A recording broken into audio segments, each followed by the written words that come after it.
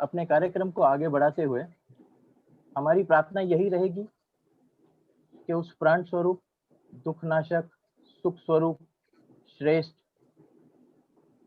पापनाशक देव स्वरूप परमात्मा को हम अपनी अंतरात्मा में धारण करें और वह परमात्मा हमारी बुद्धि को निरंतर सन्मार्ग की ओर प्रेरित करते रहें। मैं जो आज का ये शीर्षक है अपने चर्चा का, वो है जो आज का जो हमारा ओवरऑल टॉपिक है, ये होते हुए कि कोरोना काल में हमारा ये जो ग्लोबल जो अर्थव्यवस्था है वो काफी हद तक इम्पैक्ट हुई है।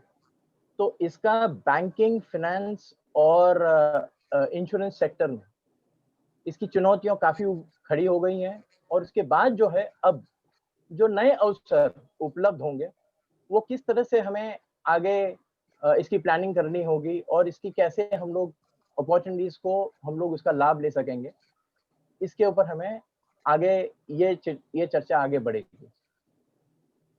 इस चर्चा को आगे बढ़ाते हुए मैं अभी आमंत्रित करता हूं श्री हीरेन मेहता जी को, जो वाइस प्रेसिडेंट हैं हीरानंदानी ग्रुप में, और वो जो है वो मार्केटिंग देखते हैं इंडिया और बांग्लादेश एरियाज में। तो वहाँ का जो आगे का जो ये क्रम है, मैं आमंत्रित करता हूँ अभी श्री हीरेन मेहता जी को इस क्रम को आगे बढ़ाएं। धन्यवाद। Thank you, Manish ji. Good afternoon, everyone.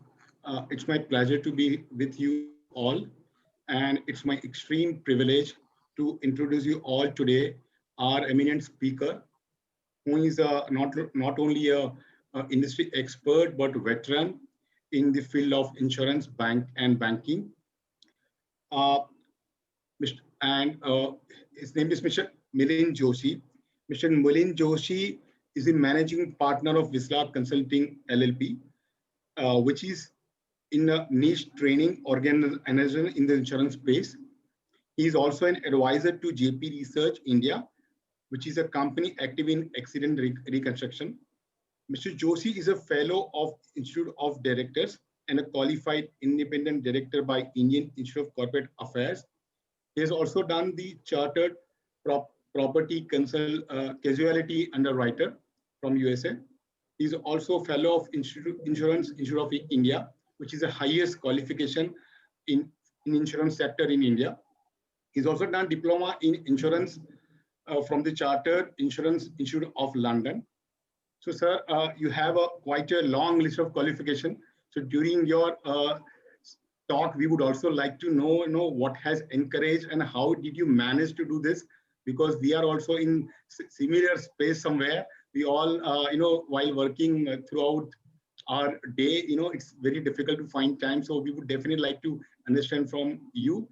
Going forward, Mr. Joshi has 4 decades of experience in the field of insurance, culminating at senior management level in public as well as private sector in India and abroad.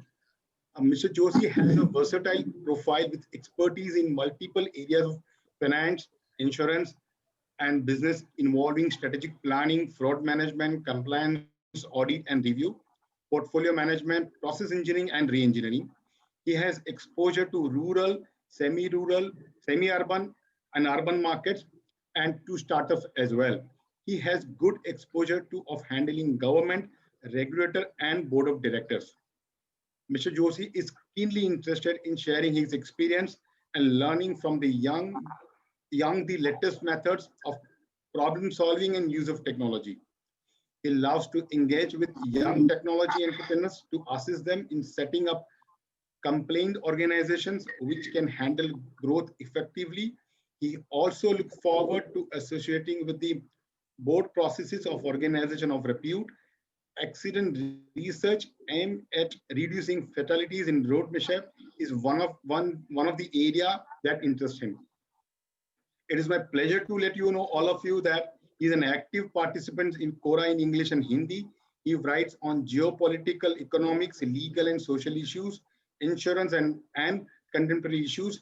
We can all visit Quora.com and his profile to know more about him. He also writes blogs and we can also visit his blog on the wordpress.com.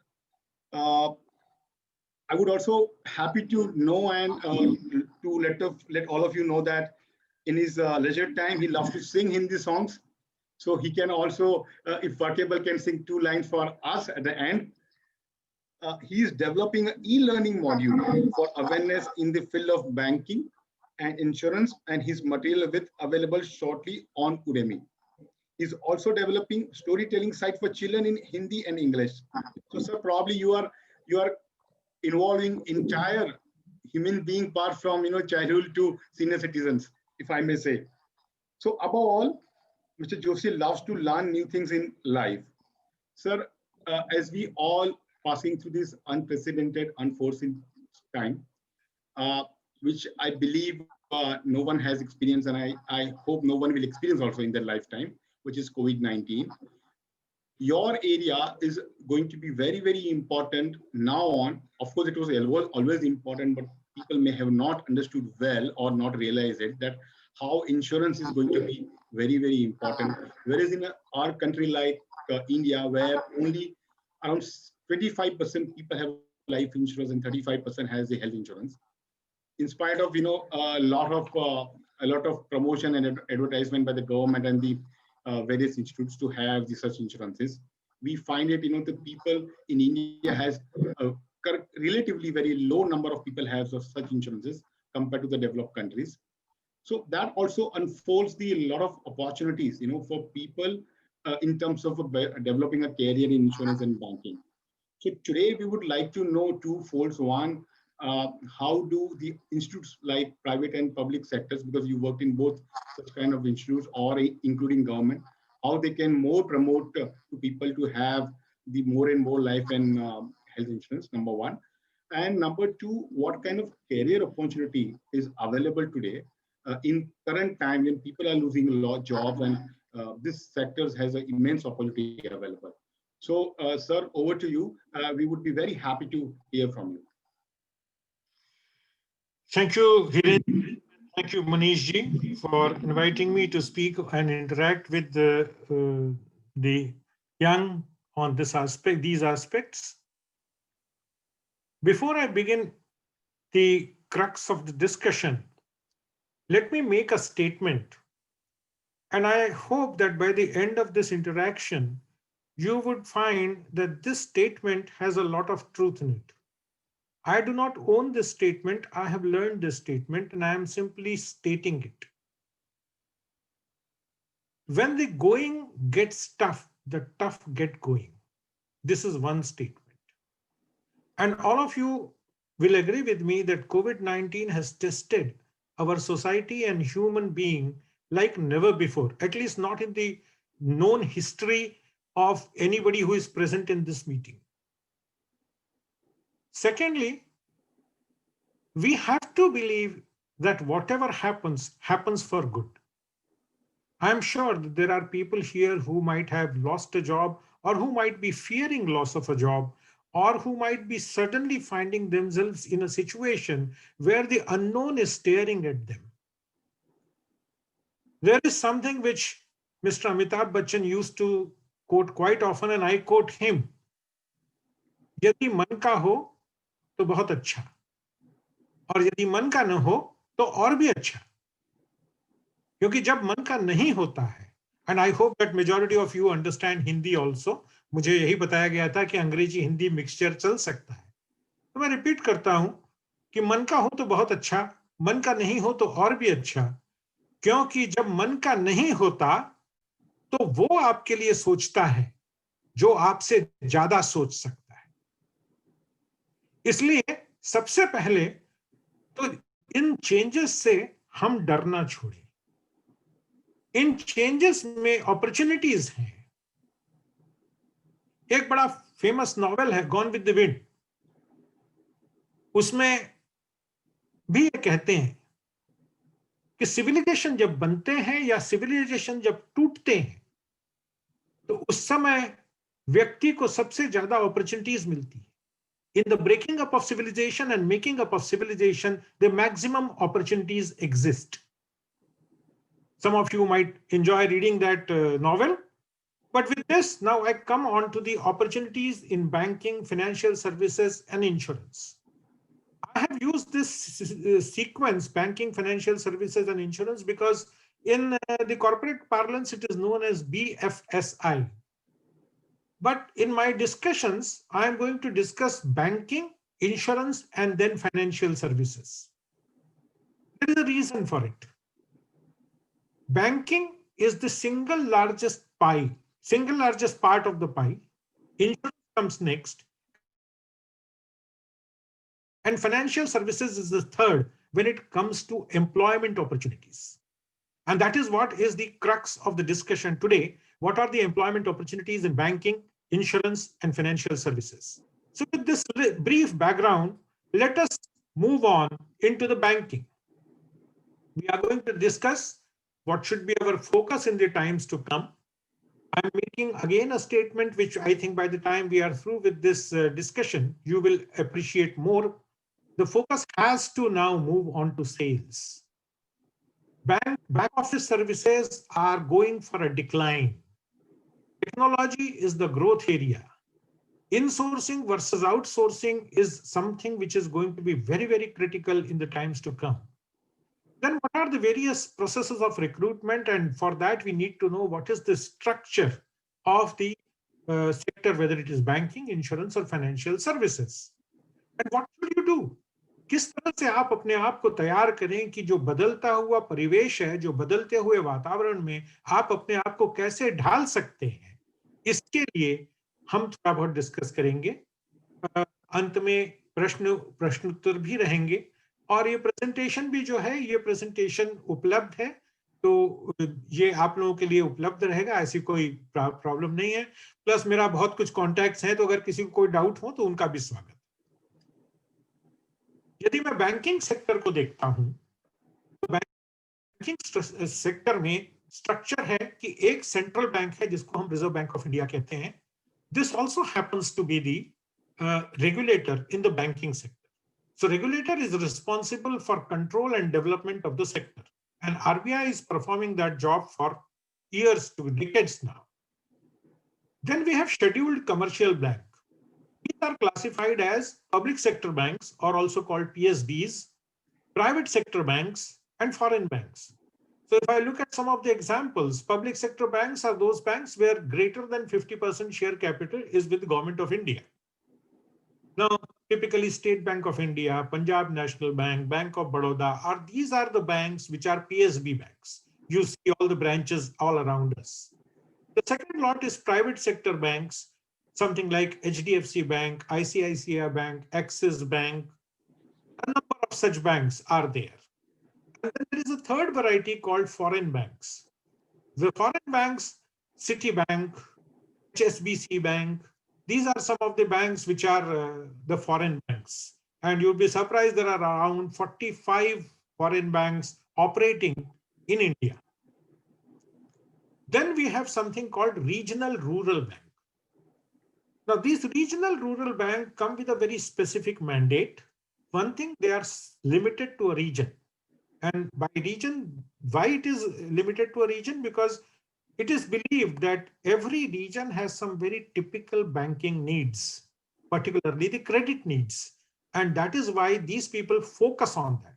So you may have situations like some places concentrating solely on agriculture, other concentrating more on skills. जुलाहों के लिए भी कुछ areas में rural regional bank जो है काफी active होते हैं. ठीक है. इसके अलावा कोऑपरेटिव बैंक्स हैं. कोऑपरेटिव बैंक्स में ओनरशिप सरकार की नहीं होती, ओनरशिप होती है कोऑपरेटिव के मेंबर्स की. और कंसेप्ट यह है कि साथ में मिलके एक कम्युनिटी, एक लोकेशन के लोग साथ में मिलकर एक कोऑपरेटिव बैंक बनाएं जो नो प्रॉफिट नो लॉस के बेसिस पे काम करें. मुख्यतः इनका काम होता है कृषकों को, एग्रीकल्चरिस्ट को सपोर्ट करना. और इनकी कई कैटेगरीज हैं. State cooperative banks, primary credit societies, district central cooperative banks, urban cooperative banks.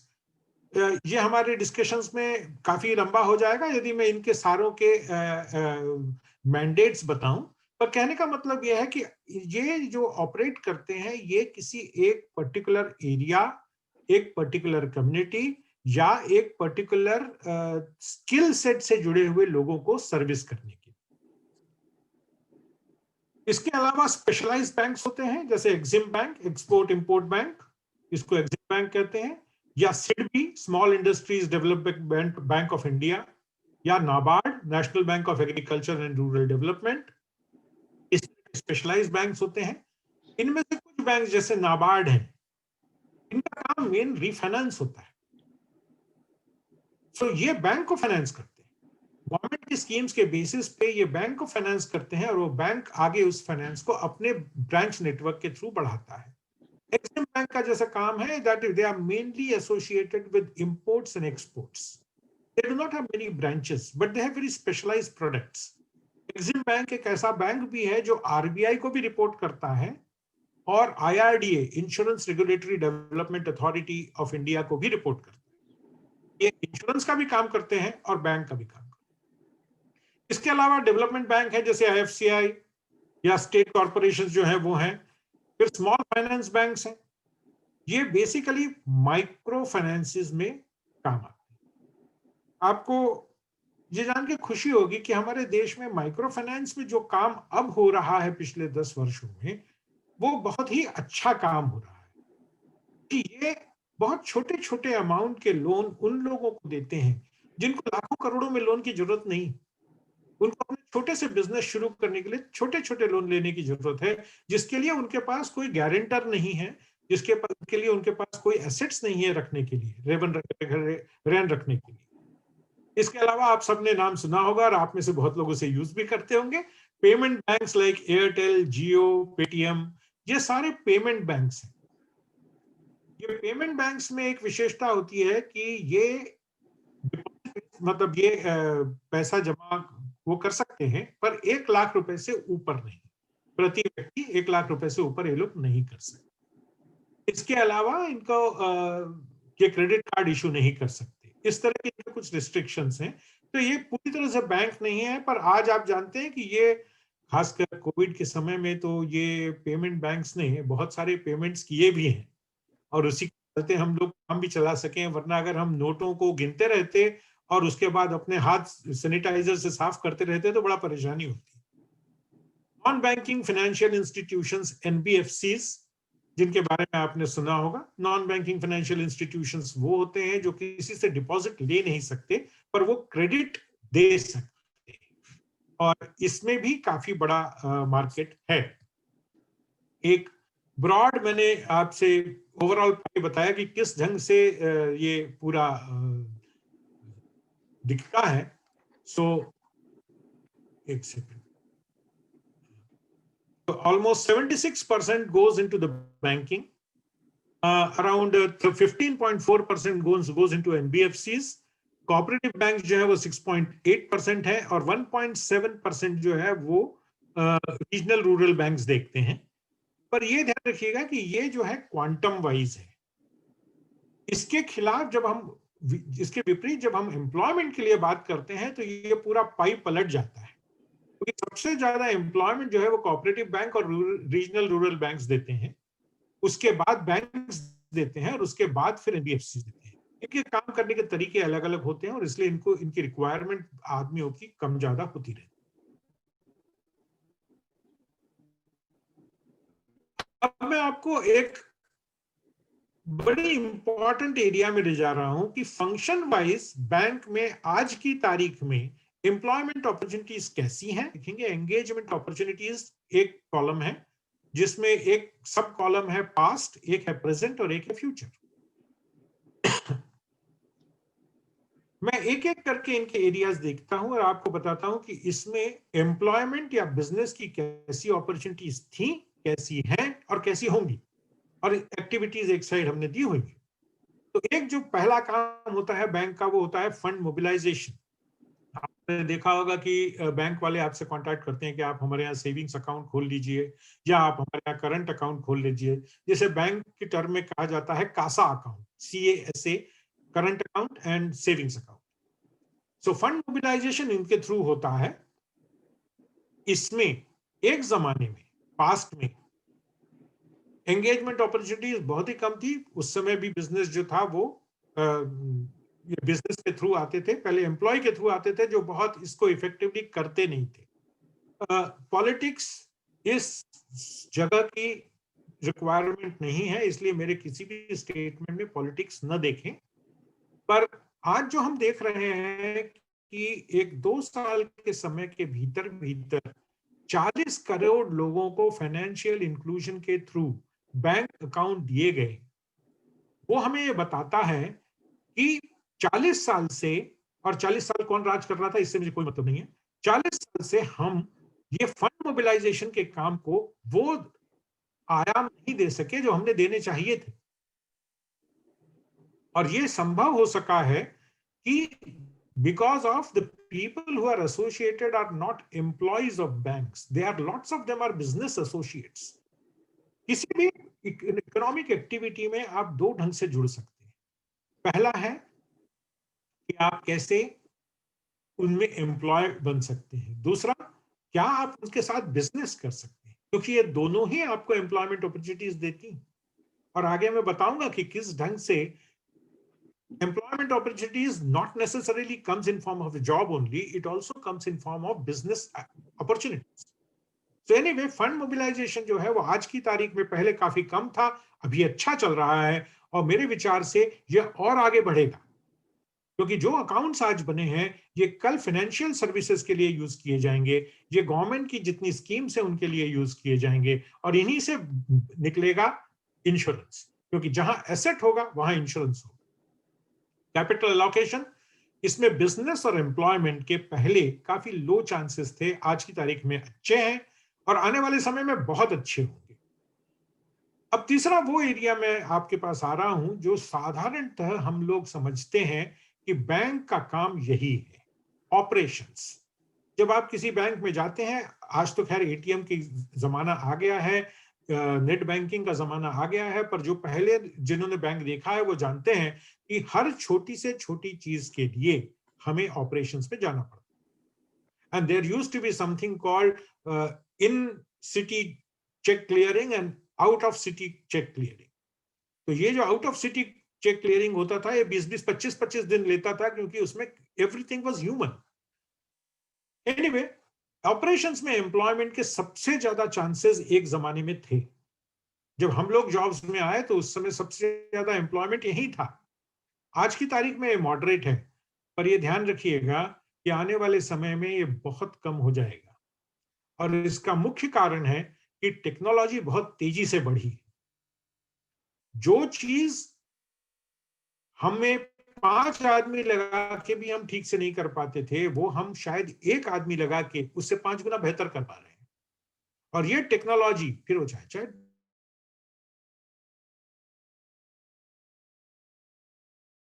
बड़ी तादाद में बैंकिंग, इंश्योरेंस और फाइनेंशियल सर्विसेज में आ रही है, और ऑपरेशंस एक ऐसा एरिया है जहां निगेटिव इंपैक्ट होगा।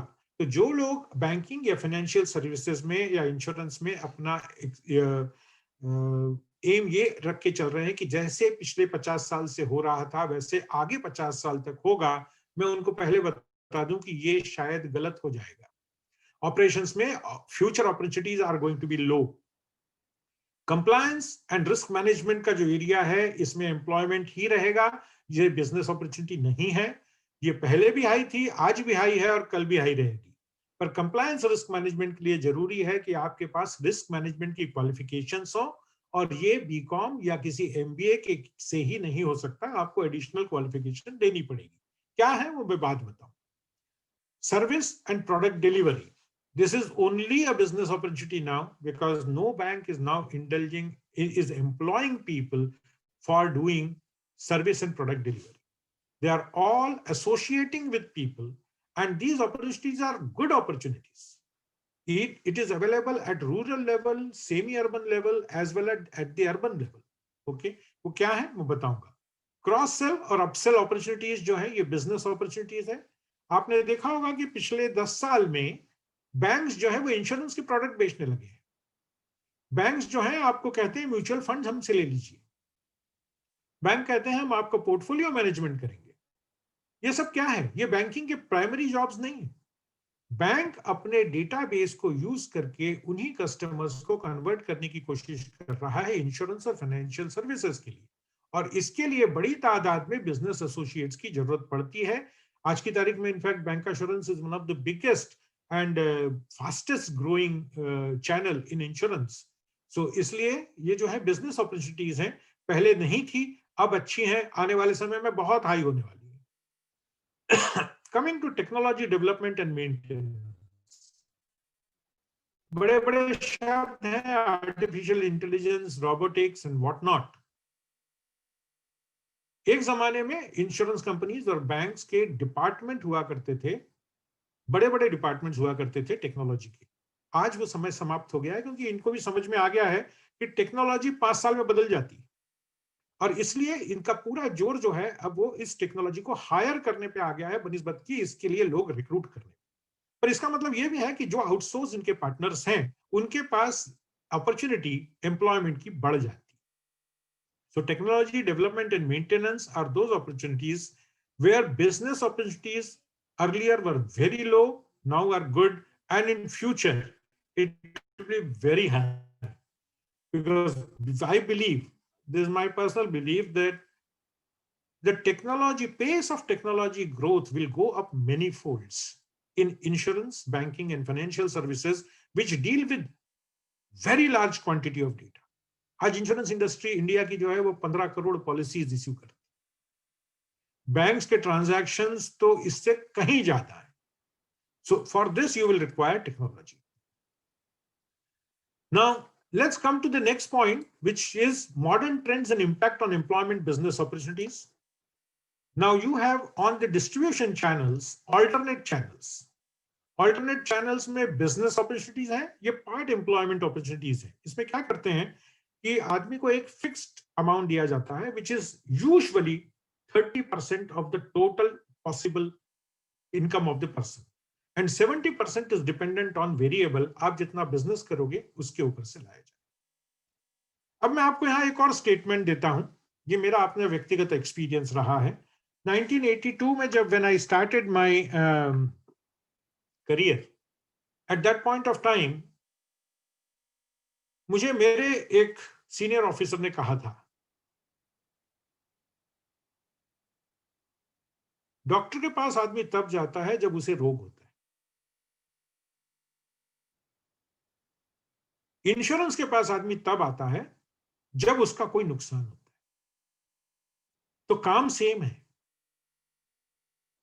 एक फाइनेंशियल डॉक्टर है, दूसरा मेडिकल डॉक्टर है।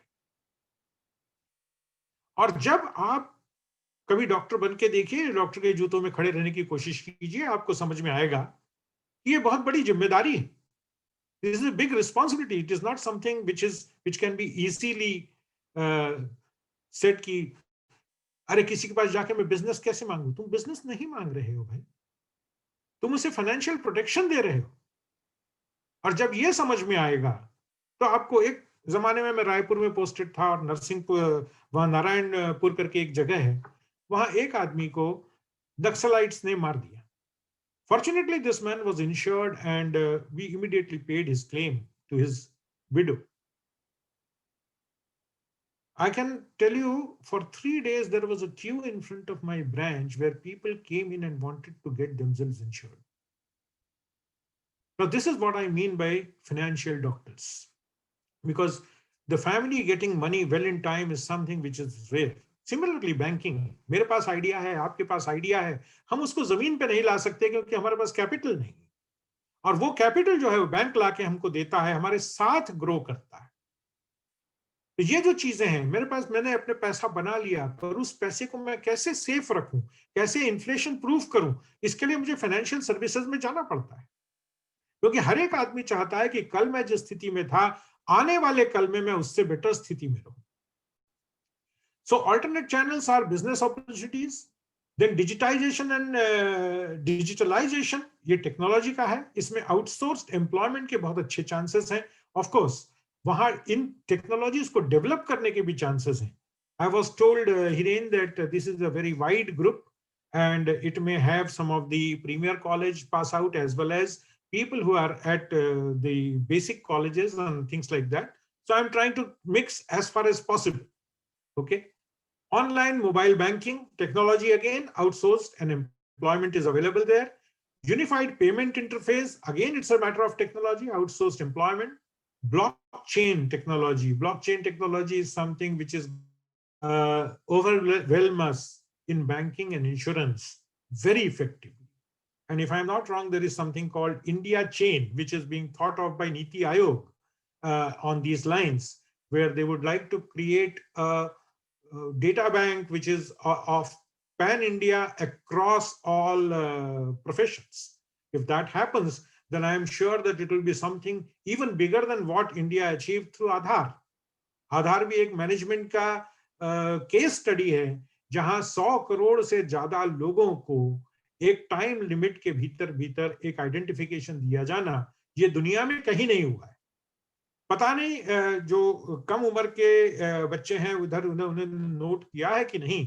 ये हमारे जब हम एम्प्लॉयमेंट में घुसे थे तब की ये सच्चाई नहीं थी, पर आज की तारीख में इंडिया, चाहे वो आधार हो, चाहे वो फाइनेंशियल इंक्लूजन का बैंक अकाउंट्स ओपन करना हो, या फिर उज्ज्वला गैस स्कीम हो, ये मैनेजमेंट की केस स्टडीज है कि कैसे एक बहुत बड़ी तादाद में किसी स्कीम को लागू किया जा सकता है। और ये वो चीजें हैं जिसमें दुनिया हमसे सीख सकती। एनीवे, डिजिटल ओनली बैंक्स, ये भी एक एरिया है जो अब आ रहा है। डिजिटल इंश्योरेंस कंपनीज भी आ रही हैं, डिजिटल ओनली बैंक्स भी आ रहे हैं, यहाँ टेक्नोलॉजी है, आउटसोर्स एम्प्लॉयमेंट है, एंड फॉरेन कैप्टिव। ये एक चीज मैं थोड़ा सा टच करना चाहता था।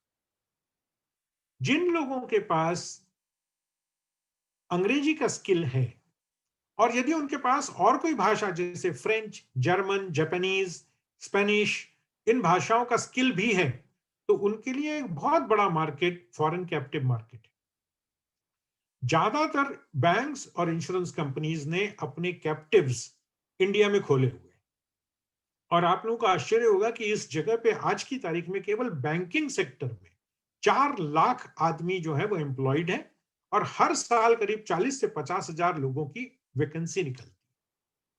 मेजॉरिटी ऑफ देयर रिक्रूटमेंट कैसे होता है मैं आपको बाद में बताऊंगा, बट फॉरेन कैप्टिव अगर आपके पास भाषाओं का ज्ञान है तो आपको बहुत मदद करेगा। यदि आपके पास भाषाओं का ज्ञान नहीं है तो कोई बुराई नहीं है, अंग्रेजी और कोई एक दूसरी भाषा अगर आप सीखने की इच्छा रखते हैं और उसके लिए मेहनत करते हैं तो इस जगह पे आपको काफी अच्छा स्कोप मिल सकता है। जनरल रिक्रूटमेंट प्रोसेस बैंकिंग में क्या होती है मैं आपको बता देता हूं। RBI recruits officers, it's a well advertise recruitment process, open में कंपटीशन होती है और उसके हिसाब से आप सिलेक्ट किए जाते हैं। पब्लिक सेक्टर बैंक्स में भी दे मेनली रिक्रूट ऑफिसर्स। ये एक बहुत बड़ा चेंज है जो हम लोगों को जानना आवश्यक है। एक जमाना था जब एक ऑफिसर के पीछे 4 क्लर्क्स रिक्रूट किए जाते थे, ये बदल गया है। अब 2 ऑफिसर रिक्रूट किए जाते हैं तो 1 क्लर्क रिक्रूट किया जाता है, और ये सच्चाई है, इसको जितनी जल्दी समझ लीजिए उतना आपका फायदा होगा। पर इनका भी जो प्रोसेस है पीएसबी का, that is through advertised recruitment process. Private bank में कुछ एक्सपेरिमेंट्स भी हुए हैं, और ये जो एक्सपेरिमेंट है वो है, बैंक ऑफ बड़ौदा ने एक एक्सपेरिमेंट किया जहां मणिपाल इंस्टीट्यूट के साथ उन्होंने कहा कि हम लोगों को हायर करेंगे, उन्हें आप 1 साल की बैंकिंग ट्रेनिंग देंगे, और उसके बाद हम 100% लोगों को पिकअप करेंगे फॉर रिक्रूटमेंट। ये बहुत सक्सेसफुल मॉडल रहा है। इस मॉडल को बैंक ऑफ बड़ौदा फॉलो करता है, इसको आईसीआईसीआई बैंक फॉलो करता है, इसको धनलक्ष्मी बैंक भी फॉलो करता है। The second is private banks. They recruit from, they do not have an open examination kind of a stuff. They recruit from grade 1, 2, and 3 colleges. So usually they recruit at 3 levels, at middle management, at middle and junior management के बीच में, and there's something at the junior management level. So they go to tier 1, tier 2, tier 3 colleges, and accordingly they recruit. Now this data is easily available. In fact, all these institutes very openly advertise what is their placement policy. So you can follow that and join any of these private banks. Foreign banks, they recruit only from grade 1 and grade 2 colleges. This data is also very clearly available. But if you are not going into a grade 1 or grade 2 college, then foreign banks is not something you will easily enter. Then you can enter it through private banks and then making a mark in the market and then getting an opening there. RRBs and cooperative banks जो है, इनका local recruitment procedure होता है, जो या तो state level पे या फिर उससे भी नीचे डिस्ट्रिक्ट या कमिश्नरी लेवल पे होता है. जैसे मैंने आपको कहा कि बैंक ऑफ बड़ौदा और कुछ प्राइवेट बैंक्स हैं, वो हायर एंड ट्रेन प्रोग्राम करते हैं through Manipal institute, through IFBI. Dhanlaxmi bank जो है वो IFBI में जाती है. सो ये कोर्सेज भी वो चलाते हैं. ग्लोबल कैप्टिव्स जो है, they recruit directly from college grade 2 and grade 3. और ये करीब 30 से 50 हजार लोग हर साल रिक्रूट करते हैं. पर इसके लिए आपको जरूरी है कि आप लैंग्वेजेस जानें, और अच्छी लैंग्वेजेस जानें, क्योंकि इसमें वॉइस प्रोसेसेस भी हैं और नॉन वॉइस प्रोसेसेस भी हैं. Now, how to go about it? Office work, मैंने आपसे कहा, opportunity is limited and it's only going to get further limited. जो आज हम देख रहे हैं कि ब्रिक एंड मोर्टार ऑफिसेस पूरी दुनिया में फैले हुए हैं, पूरे जगह पे एक बैंक, एक स्ट्रीट पे चले जाओ तो आपको 2 बैंक दिखते हैं. ये अगले 20 वर्ष में नहीं दिखेंगे. तो ये जितनी जल्दी हम समझ जाएं उतना अच्छा है. ये usually they take any graduate. Banking diplomas are preferred. जो लोग बैंक या इंश्योरेंस कंपनीज में आना चाहते हैं उन्होंने कुछ क्वालिफिकेशंस लेनी चाहिए. जैसे there is something called Indian Institute of Bankers. आपको इसकी साइट मिल जाएगी.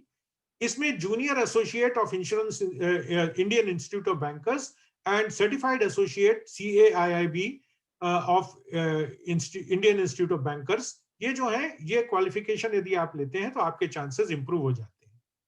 ये आपको कोर बैंकिंग सिस्टम नॉलेज भी थोड़ा बहुत देते हैं, जैसे फ्लेक्स क्यूब या बैलेंस जो है, इन दोनों के बारे में भी आपको थोड़ी बहुत जानकारी देते हैं. और ये जो है, इसका मतलब ये होता है कि the bank is confirm that you are coming trained and you don't have to be trained afresh. Similarly, non-employment, technology, audit, compliance, risk management, ये वो एरियाज हैं जहां आपको काफी अच्छा स्कोप है. पर इसमें जो आते हैं टिपिकली टेक्नोलॉजी में, टेक्नोलॉजी के लोग आएंगे, इंजीनियर्स आएंगे. ऑडिट एंड कंप्लायंस में आपको टिपिकली चार्टर्ड अकाउंटेंट्स दिखेंगे. रिस्क मैनेजमेंट के एरिया में आपको इंजीनियर, चार्टर्ड अकाउंटेंट का कॉम्बिनेशन मिलेगा, जो रिस्क मैनेजमेंट और पर्टिकुलरली एंटरप्राइज रिस्क मैनेजमेंट में भी जानकारी रखते हैं. सेल्सफोर्स मेरे विचार से आज की सबसे बड़ी अपॉर्चुनिटी है. और ये देश जो है, इसमें सफिशिएंट लोग नहीं हैं जो सेल्सफोर्स बना सके. और मैं आपको ये बता देता हूं कि सेल्सफोर्स के लिए फाइनेंशियल इंस्टीट्यूशन से बेहतर अपॉर्चुनिटी नहीं है. इसमें आपसे कुछ मांगा नहीं जाता. There is no capital requirement. All that is required is you need to be intelligent, willing to work hard, and you get a percentage of business which you earn. इसमें कोई कैपिटल रिक्वायरमेंट नहीं, और इसलिए आप इसमें graduate हैं, आपके पास vehicle है, नेटवर्क आपके पास है, लोगों से आप मिलते जुलते हैं, ट्रेनिंग आपके पास, आपको वो देंगे, कंपनी वाले देंगे. और स्मॉल फिक्स, जैसे मैंने कहा, 31% का फिक्स रहता है, 70% वेरिएबल होता है. Basically sky is the limit. आप जितनी मेहनत करेंगे उतना आप कमाएंगे. और मेरा आप सब लोगों से कहना है कि ये एक बहुत ही अच्छी चीज है. मैंने अपनी पूरी जिंदगी जो है इंश्योरेंस बेचते हुए गुजारी, और मैंने लोगों को इंश्योरेंस का मजाक उड़ाते भी सुना है, और मैंने लोगों को मेरे सामने आंसू टपकाते भी देखा है. तो मैं जानता हूं कि इसकी क्या महत्ता है. एनीवे, इसके अलावा डायरेक्ट सेलिंग एजेंट्स होते हैं बैंक के, उनका स्टाफ जो है वो भी आप बन सकते हैं. माइक्रो फाइनेंस में आप जा सकते हैं, बहुत से एनजीओज हैं जो माइक्रो फाइनेंस से रिलेटेड है. रिकवरी स्टाफ होता है. यदि आप थोड़े से पहलवान किस्म के हैं, थोड़ी मसल्स अच्छी हैं, तो आप रिकवरी स्टाफ में भी जा सकते हैं. Buying bad loans is another area जहां आपको चार्टर्ड अकाउंटेंट्स की जरूरत पड़ती है, पर वो भी एक अच्छा एरिया. ये हुआ बैंकिंग के बारे में. क्विकली मैं इंश्योरेंस के ऊपर आ जाता हूं. तो इंश्योरेंस में सबसे पहला जो आता है वो है regulator. So regulatory and development authority of India. Reinsurance companies बहुत सारी हैं, और सबसे बड़ी जो है वो नेशनल री इंश्योरर है, that is GI insurance. GIC जिसको कहते हैं। री-इंश्योरेंस ब्रोकर्स हैं जो इंडियन ओरिजिन के हैं, फॉरेन ओरिजिन के हैं। इंश्योरेंस कंपनीज हैं पब्लिक सेक्टर और प्राइवेट सेक्टर की। एक जमाने में 4 कंपनियां हुआ करती थी जनरल इंश्योरेंस में, और एक कंपनी हुआ करती थी लाइफ इंश्योरेंस में। आज ये नंबर बढ़ के 50 हो गया है, और मार्केट का मानना यह है कि अभी 100 के और आने की जगह है। Insurance companies public sector private sector दोनों में है, और इंश्योरेंस कंपनीज 3 तरह की हैं, लाइफ इंश्योरेंस, जनरल इंश्योरेंस, और जो आज की तारीख की सच्चाई है वो है हेल्थ इंश्योरेंस। इसके अलावा दूसरे ऑर्गेनाइजेशंस हैं जिसके बारे में मैं डिटेल से बात नहीं करूंगा। Employ state insurance corporation, state insurance funds, postal insurance, ये वो एरियाज हैं जहां मेनली आपको केवल बिजनेस अपॉर्चुनिटीज हैं, जहां आप उनसे जुड़ सकते हैं एज एन एजेंट एंड आगे बढ़ सकते हैं। TPAs, TPAs का मतलब होता है थर्ड पार्टी एडमिनिस्ट्रेटर्स, और ये लोग जो हैं हेल्थ क्लेम हैंडल करते हैं। They are pretty good at it, and there are plenty of TPAs in market, जहां मुख्यतः वो लोगों को जॉब मिल सकता है जिनका कुछ मेडिकल बैकग्राउंड है, वो मेडिकल डॉक्टर हो या फिर एसोसिएटेड सर्विसेज से हो, उनकी जरूरत होती है, क्योंकि उनको terms and situations and pathology and all these concepts they need to understand. Then you have deposit insurance and credit guarantee corporation, insurance repositories, ये बहुत employment heavy जगह नहीं है। claim handling agencies, इस जगह पे काफी लोग अभी भी काम कर रहे हैं और काफी इस जगह पे अपॉर्चुनिटीज भी हैं। Survey and loss assessor firms, investigators, lawyers, insurance company लाखों की तादाद में कोर्ट केसेस लड़ती है, और यहाँ लॉयर्स की भी जरूरत पड़ती है, इन्वेस्टिगेटर्स की भी जरूरत पड़ती है। करोड़ों की तादाद में क्लेम सेटल होते हैं, और यहाँ भी सर्वे और लॉस असेसर की जरूरत पड़ती है।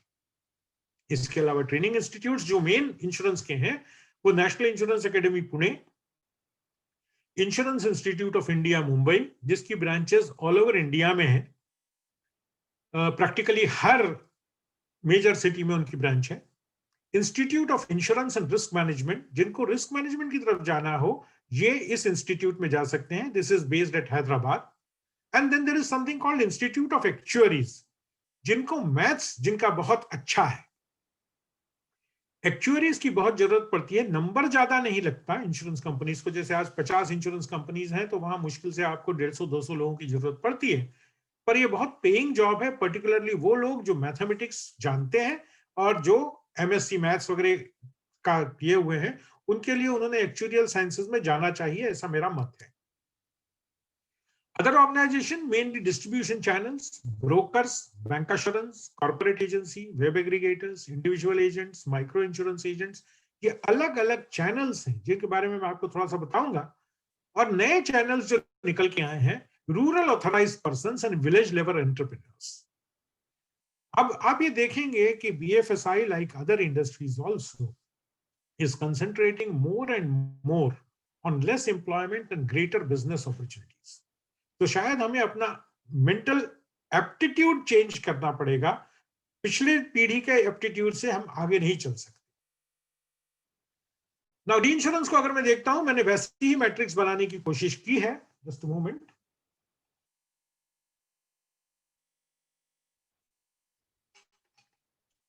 यदि मैं उसी मैट्रिक्स में देखूं तो री इंश्योरेंस में एम्प्लॉयमेंट की अपॉर्चुनिटीज ही है। री इंश्योरेंस का मतलब होता है इंश्योरेंस कंपनीज जो आपका इंश्योरेंस करती हैं उनको भी किसी इंश्योरेंस की जरूरत पड़ती है, तो वो री इंश्योरेंस कंपनीज करती हैं। पहले काफी कम था, आज काफी अच्छा है, आने वाले समय में कम रहेगा, पर बहुत अच्छा रहेगा, पर बहुत लोग इसमें जाते नहीं। Similarly actuarial, low, good and good, ये एम्प्लॉयमेंट अपॉर्चुनिटीज ही है, इसमें कोई बिजनेस अपॉर्चुनिटी नहीं है, पर इसमें बहुत ज्यादा लोग नहीं है। जैसे मैंने कहा करीब 150-200 लोग होंगे। लाइफ इंश्योरेंस ऐड कर दूं तो और 300-400 होंगे। सेल्स एंड मार्केटिंग, पहले इसकी रिक्वायरमेंट काफी कम थी, आज काफी है, आने वाले समय में बहुत ही ज्यादा होने वाली। इंश्योरेंस पेनिट्रेशन, अगर मैं जनरल इंश्योरेंस की बात करता हूं तो it is barely 0.8% in market, और countries as small as Malaysia has 2.25। So ऐसी स्थिति में बेहतर यह है कि हम उस एरिया में कंसंट्रेट करें जो कि उस एरिया की ग्रोथ एरिया है। अंडरराइटिंग, ये भी एम्प्लॉयमेंट की अपॉर्चुनिटी है, पहले कम अपॉर्चुनिटी थी, अब ठीक है, आने वाले समय में भी ठीक रहेगी, पर बहुत ज्यादा नंबर नहीं होने वाला है क्योंकि यहाँ टेक्नोलॉजी आ गई है। इन्वेस्टमेंट जो है वो एम्प्लॉयमेंट की अपॉर्चुनिटी है, पहले लो थी, अब ठीक है, पर ये भी नंबर बहुत कम है और यहाँ चार्टर्ड अकाउंटेंट्स एक्सेट्रा की जरूरत पड़ती है। क्लेम हैंडलिंग एक बहुत बड़ा एरिया है इंश्योरेंस कंपनी का, और इसमें एम्प्लॉयमेंट की अपॉर्चुनिटी है, इसमें बिजनेस नहीं था, पहले बहुत हाई थी, अभी मॉडरेट है और आने वाले समय में लो रहेंगी। ये चीज थोड़ा सा ध्यान रखिए क्योंकि एक्सक्यूज मी,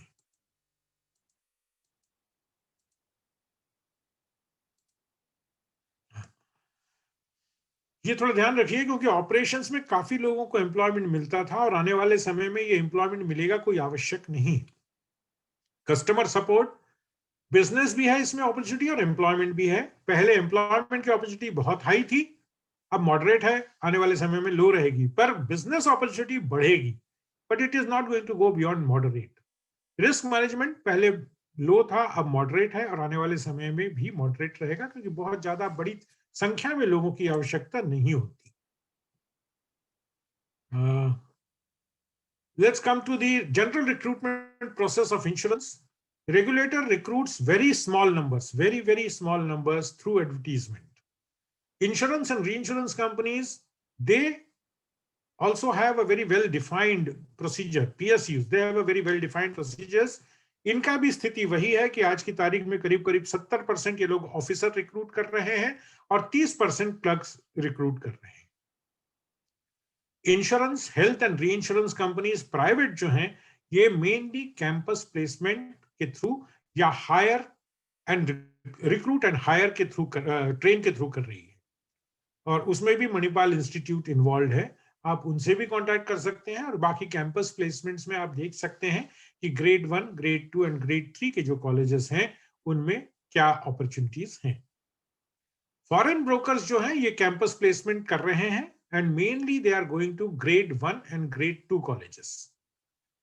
Indian brokers जो हैं ये यही काम through campus and market भी करते हैं, पर campus में they go to grade 2 and grade 3 colleges and market में they pick up from existing employed people.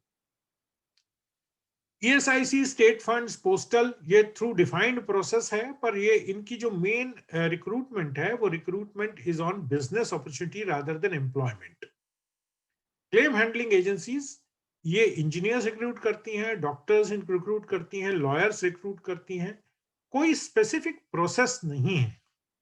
आपको या तो लॉयर्स से जुड़ना पड़ेगा पता करने के लिए कि कैसे इनसे जुड़ा जा सकता है, या डॉक्टर से जुड़ना पड़ेगा या इंजीनियर्स से जुड़ना। डिस्ट्रीब्यूशन चैनल, ये बहुत बड़ी स्लाइड नहीं है, पर यह slide crux of the matter है, और क्रक्स ऑफ द मैटर ये इसलिए है क्योंकि well defined eligibility criteria bye regulator, मैंने वो सारे एलिजिबिलिटी क्राइटेरिया यहां डिस्क्राइब नहीं किए हैं क्योंकि जिसे भी जानना हो वो IRDA के साइट पे जा सकता है। यदि हिरेन जी ये चाहें तो मैंने एक शीट बनाई है, मैं आप लोगों से शेयर कर लूंगा, तो you can share it with them also, it is already there on the site. हर तरह का, मतलब तरह तरह के उसमें लोग इन्वॉल्व हैं। ब्रोकर्स के लिए आपको क्या करना पड़ेगा, बेसिक क्वालिफिकेशन डिफाइंड है, कितनी ट्रेनिंग होनी चाहिए, वो ट्रेनिंग का कंटेंट क्या होगा, all these things stand defined. If you want to become a corporate agent, आपकी ट्रेनिंग क्या होगी, आपके स्टाफ की ट्रेनिंग क्या होगी, उसका लेवल क्या होगा, कितने घंटे की ट्रेनिंग होगी, all this is defined. If you want to be an individual agent, और you want to become a banker person, or you want to become a direct sales person, all these things are very clearly defined. Even web aggregator करके आपने policy.com करके देखा होगा, वो बोलते हैं कि आप किसी और महंगे से क्यों खरीदिए, सस्ते से क्यों नहीं खरीदिए, ये जो चीजें हैं they are called web aggregators, उनके भी बड़े clearly defined parameters हैं। और मैं आपको ये भी बता देता हूं कि सारी दुनिया में ये सारे चैनल कोएग्जिस्ट करते हैं। सो जिन लोगों को ये गलत फहमी हो कि अगर वेब एग्रीगेटर आ गया तो हमसे कौन खरीदेगा, ये जगह नहीं है जहां मैं आपको बता सकूं कि किस किस चैनल की कौन कौन सी वीकनेस की वजह से दूसरे चैनल का रेलेवेंस होता है। बहुत लंबा डिस्कशन होता है, हो जाएगा वो। पर सच्चाई यह है कि insurance company realises that you cannot do business only with brokers, only with agents, only with banca, only with this, only with that. You will have to have a mix, क्योंकि हर एक का मार्केट है। So anyway, distribution channel के लिए well defined eligibility criteria दिया हुआ है regulator ने। और लाइफ इंश्योरेंस एजेंट का रूल यह है कि एक एम्प्लॉय के पीछे 20 एजेंट रिक्रूट होते हैं या 20 सेल्स पर्सन रिक्रूट होते हैं। जनरल इंश्योरेंस में यही जो है 1:10 का है। तो आप समझ सकते हैं कि एम्प्लॉयमेंट अपॉर्चुनिटी कितनी बड़ी है। Then our training institute and extent of training is also well defined. ये भी आपको IRDA की साइट पे मिल जाएगी।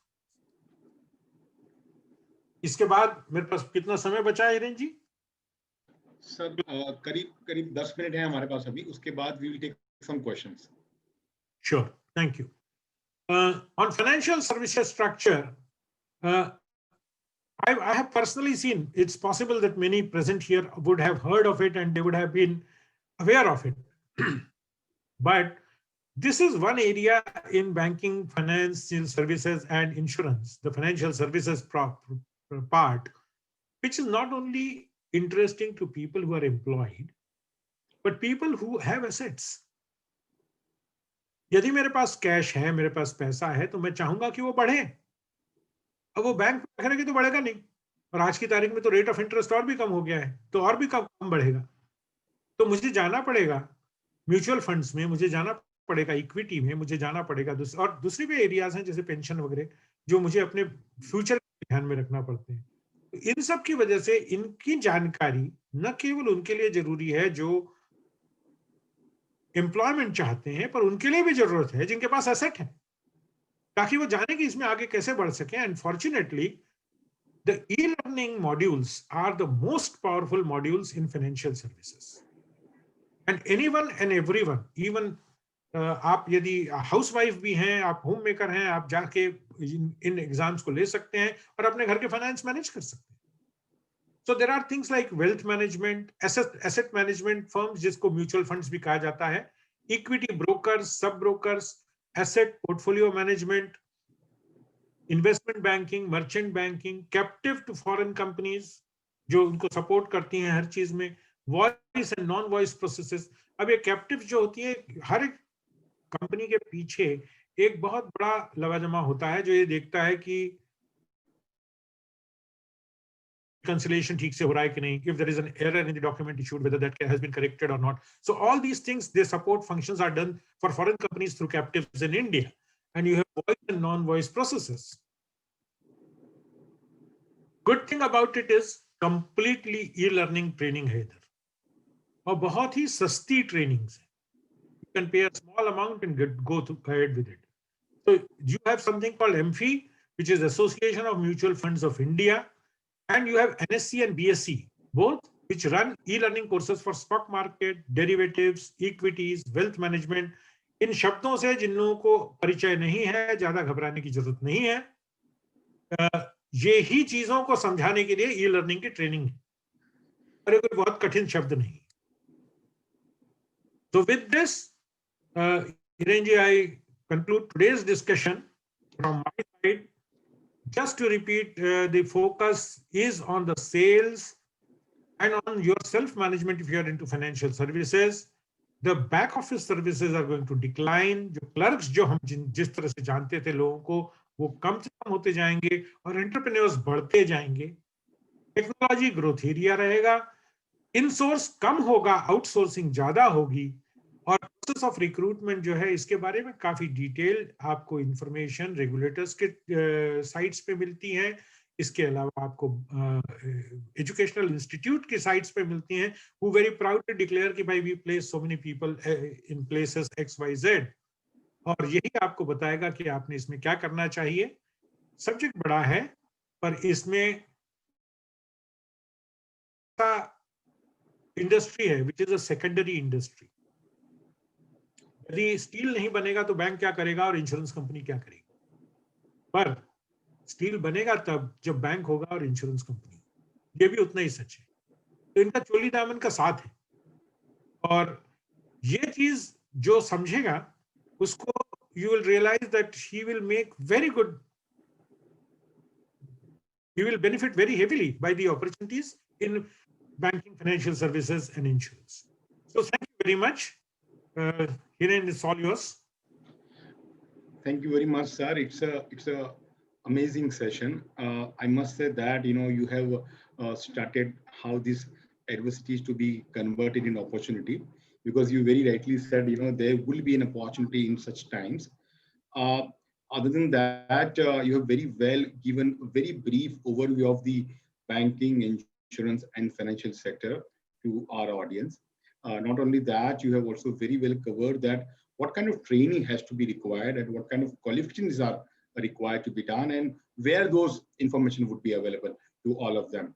So once again, thank you very much. I would now request any of our audience to have any question in their mind to ask to the sir, please.